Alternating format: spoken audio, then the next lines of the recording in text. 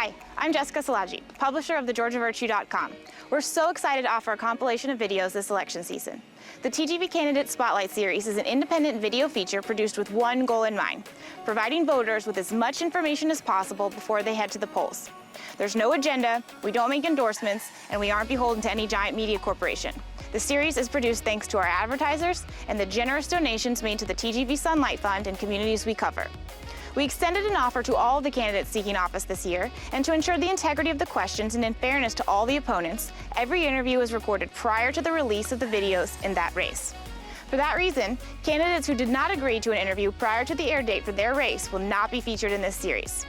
Thanks for tuning in, and don't forget, you can find more content on this election cycle and much, much more on thegeorgiavirtue.com.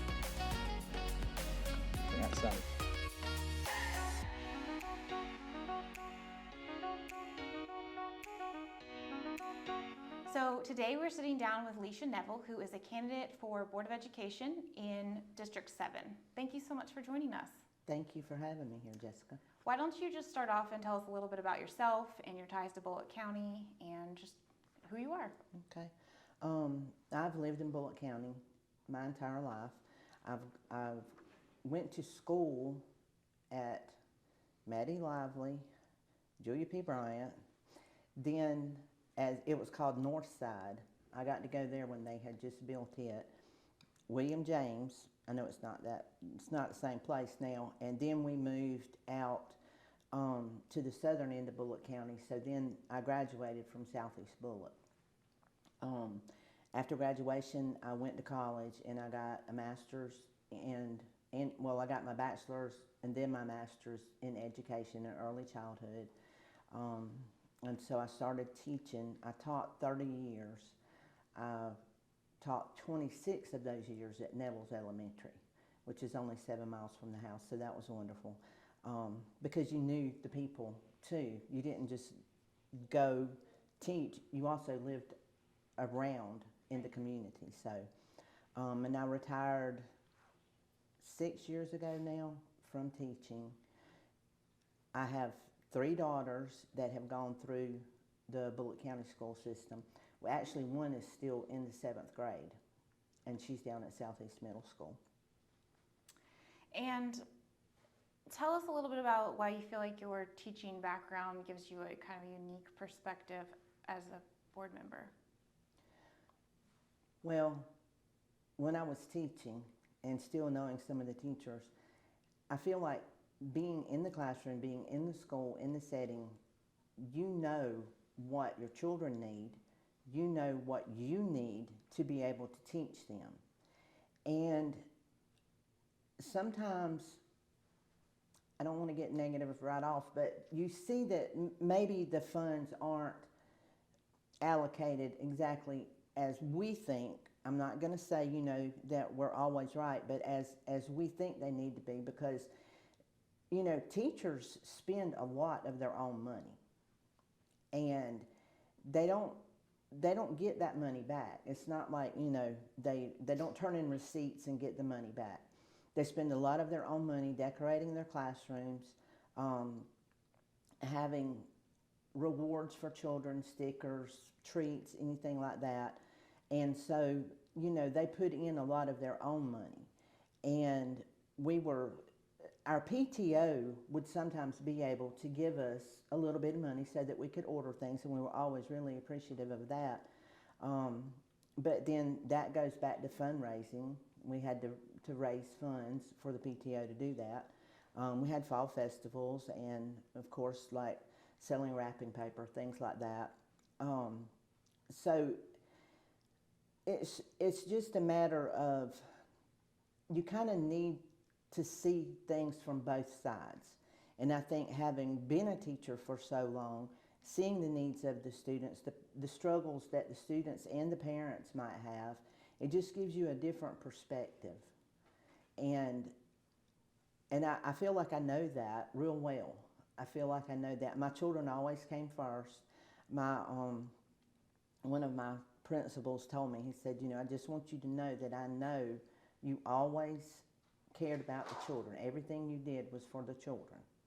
And that's how I felt, and that's how I still feel. I feel like the children are the most important, and we've got to give them the best education that we can.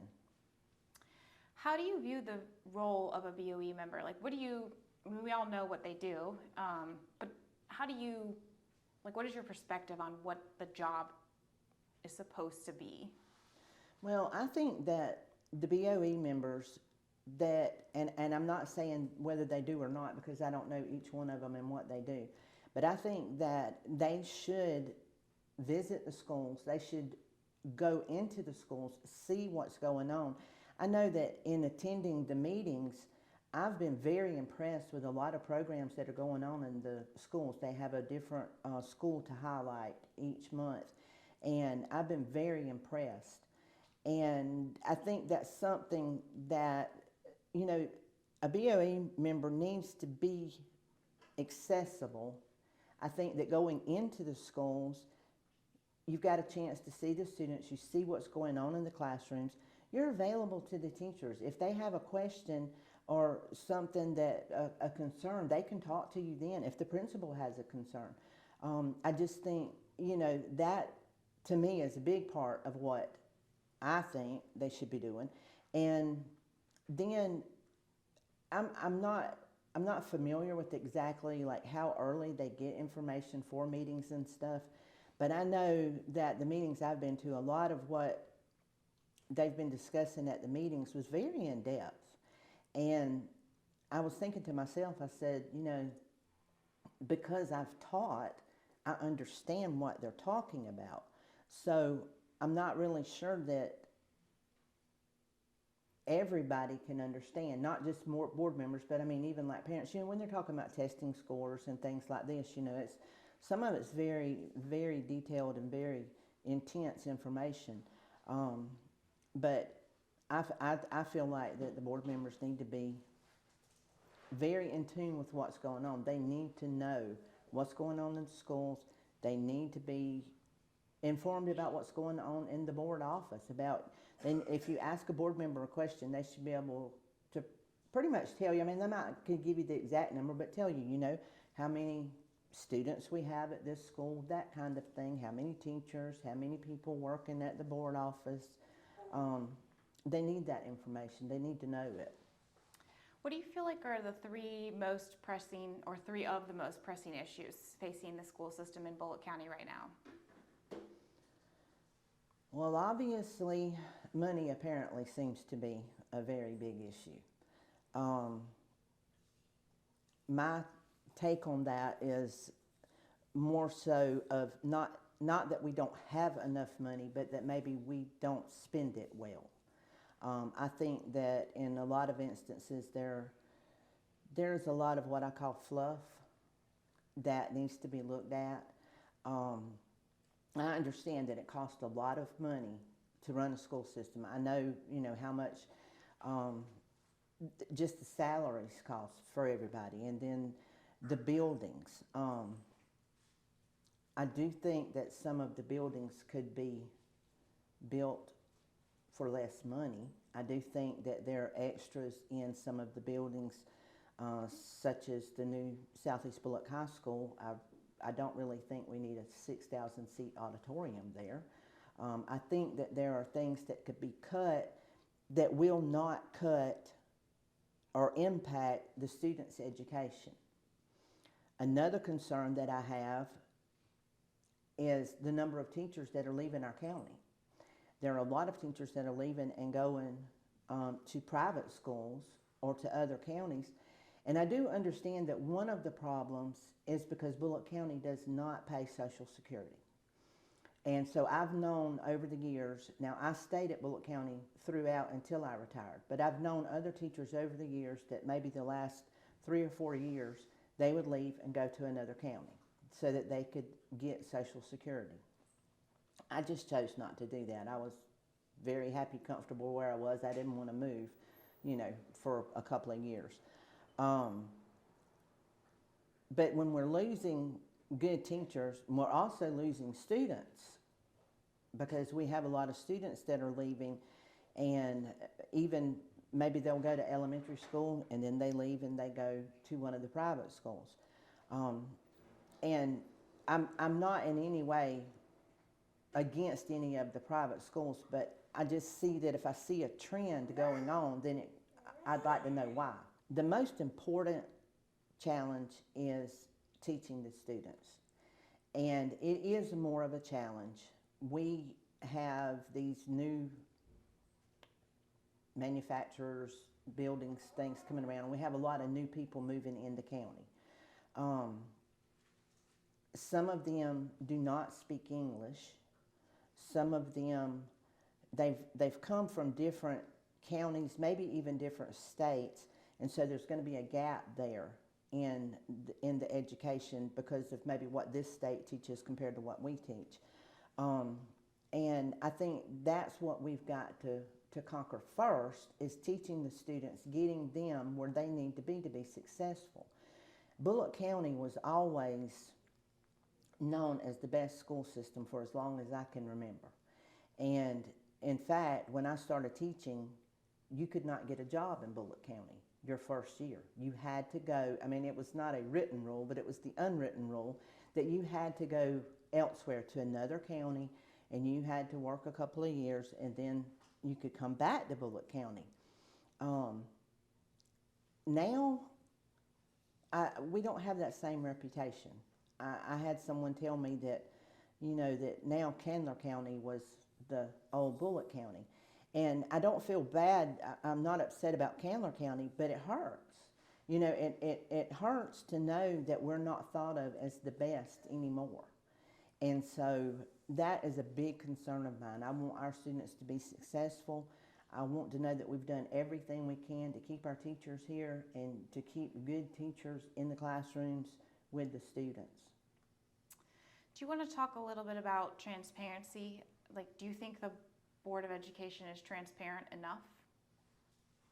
No, I don't. I don't, because you can get a copy of the agenda before you go to the meeting, but you don't have any idea really what is going on. Now, I may have missed some things, but I personally would like to see a detailed plan of schools that are being built, of people. You know, I've always believed, or I should say we as teachers, we've always believed there were too many people at the board office, too many created positions.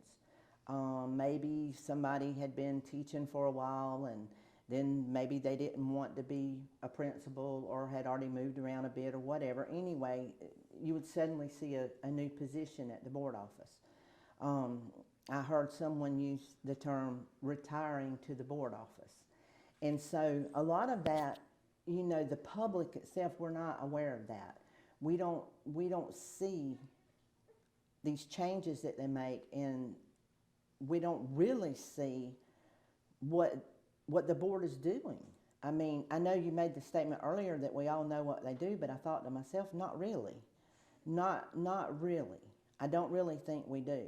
I was at the board meeting when they voted to increase the budget, or, well, to raise our taxes to increase the budget. And the feeling I got there was one of, I don't want anybody to take this the wrong way, but it was one of fear.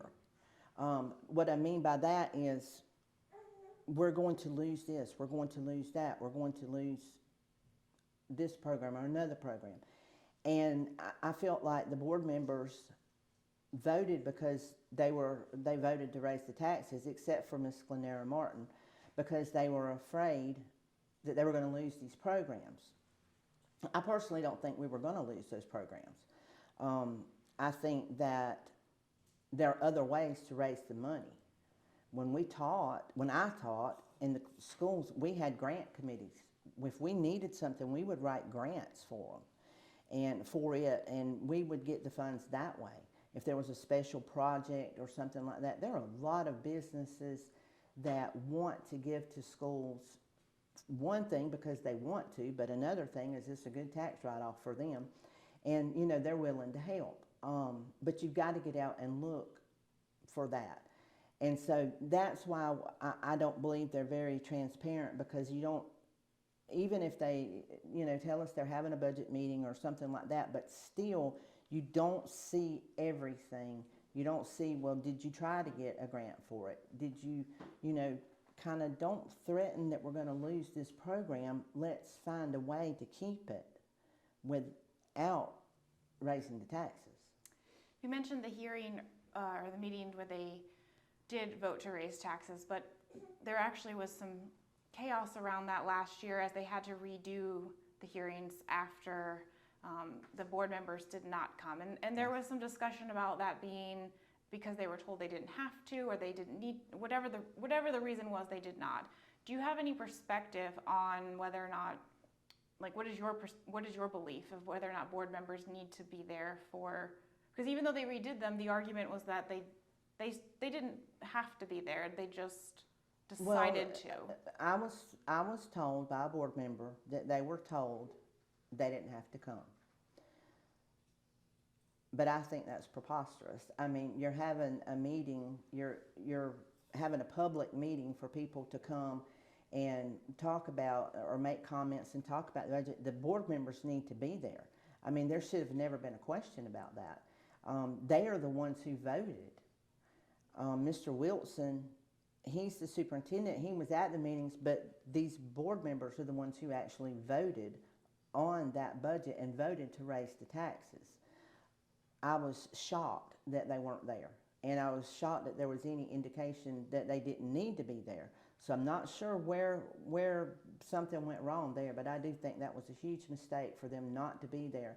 And even if I think that even if I was told I didn't need to be there, I would wonder why, and I think I would still be there because that's what my constituents would expect of me. We're to represent the people, so we need to be present. We talked a lot about things that maybe could be trimmed down, but are there any things that you think need additional funding? Actually, yes. I'm a very big proponent of STEM. I believe every school should have a STEM program. Even one step further, I believe that every school should be equal. I believe that you shouldn't have not that you shouldn't have the choice, but you shouldn't have to have the choice of choosing a school for your child to go to based on the programs that they're having. Now, they have an excellent STEM program at Stilson. And in my opinion, there's no reason that every school does not have this. And even and I did teach STEM for my last year. And I did a lot of STEM activities even when I wasn't the STEM teacher, but I still did a lot of activities because every child cannot learn the same way. And I believe that every school needs to have a STEM program. I believe that every school needs to be equal in the programs that they have. In other words, if Stilson has this fantastic program, then so should Brooklet, so should Neville's, Mill Creek, all of the schools in the city, Langston Chapel, Sally Z, Maddie Lilo, they should all have it. And I would like to see money allocated for that, for not just the STEM program, but making sure, but STEM program is big, and making, or to me it is, and I think to a lot of students, and making sure that all the schools have the same programs. I just don't think that I think it's not fair that they don't all have the same programs.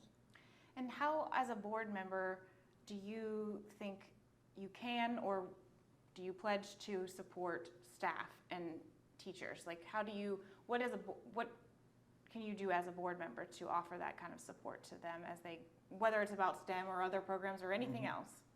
Well, for one thing, I definitely will listen to them. I want them to contact me.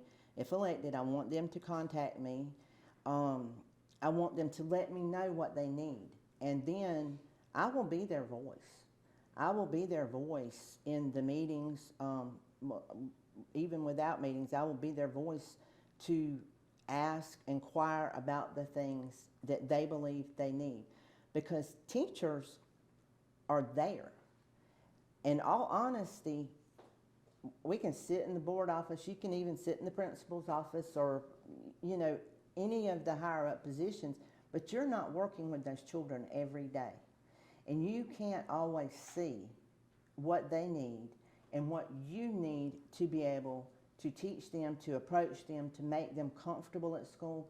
There's so many children, they have to deal with so many things at home, and they come to school, that's their safe place, that's where they can learn, but we have to make it that way for them.